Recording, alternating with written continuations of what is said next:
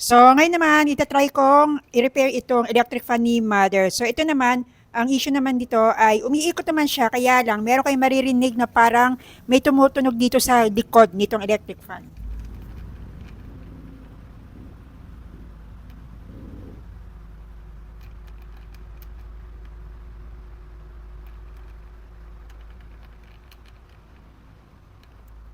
Dito, papalitan ko yung worm gear. Hindi na ako nag-check out ng gearbox kasi baka worm gear din ang problema nito katulad noong electric fan na nandun sa tindahan namin. So ngayon, itry nating ayusin ito. So ito yung chineck out ko dito sa TikTok shop at dalawa yung in-order ko para sulit naman yung shipping fee. Charan! So ayan siya. So ito siya, ayan. Pero wala pala siyang bulitas.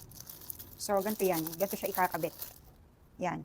So, pag umorder kayo nito, actually magkahiwalay pala sila. Yan. Magkahiwalay ng bayad to, itong dalawang to. So, kaya ito, dalawa in-order ko para sulit yung shipping fee. So, dalawang ganito. Tapos, syempre, dalawang ganito. Yun nga lang, walang bulitas. So, ano yung bulitas? Ito po yung merong bilog na nandito. So, tanggalin natin ito yung dating worm gear na nandito sa isang electric fan. So, tanggalin natin to. At dahan-dahan lang kasi baka tumalsik yung bulitas. Yun. So, yan siya. Ito yung dalawang bulitas na bilog. Ayan. So, kailangan yan. Kaya, ipapasok natin dito. Yan. Kita niyo may butas yan. Yan. Tapos, ipapasok niyo dito. So, yan. Ganyan siya. Ay. Ayan. Tapos, ito. Ay. Ito pa pala. Tsaka pala alambre. Ay, yung spring. Spring. Kailangan ng spring. So, ito. Tapos, ito. So, dahan-dahan lang para hindi tumalsik. So, pasok dito. Yan. Ay, baliktad. Kailangan hawakang mabuti para hindi tumalsik. Ay.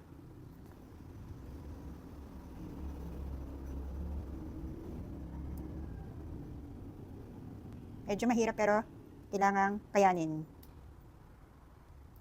Ay, naku, yun na. Natanggal. Yan ang medyo hassle dito.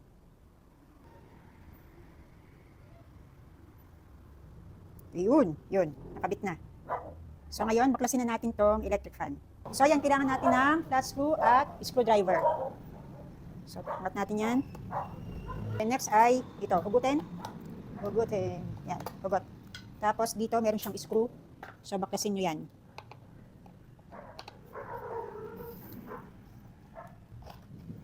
Tapos, yan ang hindi nakikita. Yan ang reason kung bakit nagmamalfunction ng electric fan. Kasi makikita nyo na hindi nabubuksan yung likod, yung pinakaloob nito. Pero ang dami niyang alikabok. Ang dumi.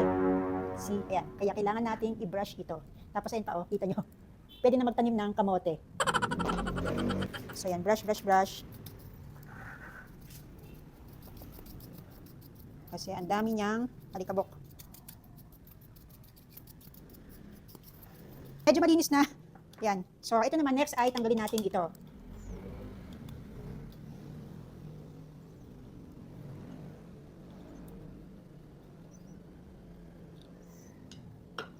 So, yan. Brush natin ng konti para matanggal yung mga alikabok.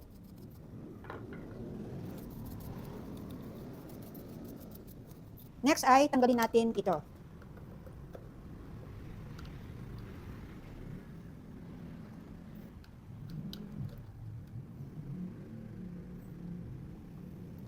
Tapos, hugutin natin. Ayan. So, iyan yung papalitan natin. Ito. Ayan. Ito yung papalitan natin. Ayan. Natanggal.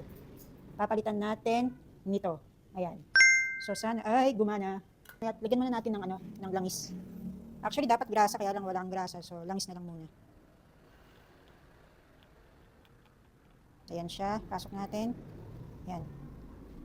Tapos, ibalik natin ito. Ayan. Tapos ikabit natin ito, yung tornilyo.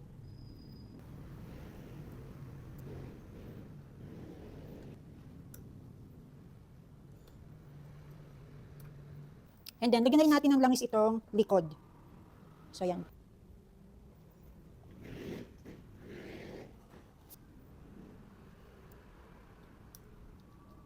So, ngayon kabit muna natin ito. Tatry ko kung okay ba yung kinabit ko na worm gear. So, yan siya. So, try muna natin. Let's go! Saksak ko na. And moment of truth. Under ba? Try natin.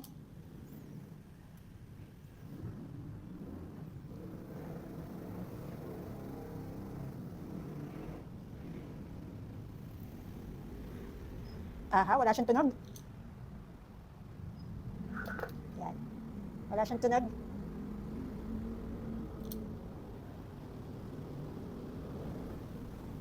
So, di ba, success? Wala siyang tunog dahil sa pinalitan natin itong worm gear. So, hindi nyo na kailangan palitan pa ng gearbox kasi ito lang ay sapat na para umikot ng maayos ang electric fan.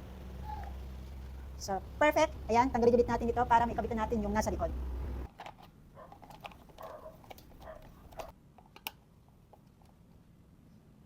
Tapos, balik natin to. Yan. At ito. Ayan. Paandarin ulit natin.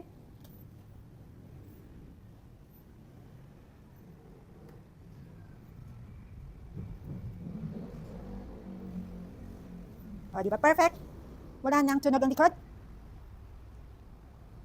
Ito po yung tutorial video ko kung paano mag-repair ng electric fan. Baka po ang problema lang ay itong worm gear or swim gear. So, ganyan na po siya. Papalitan nyo lang po nito.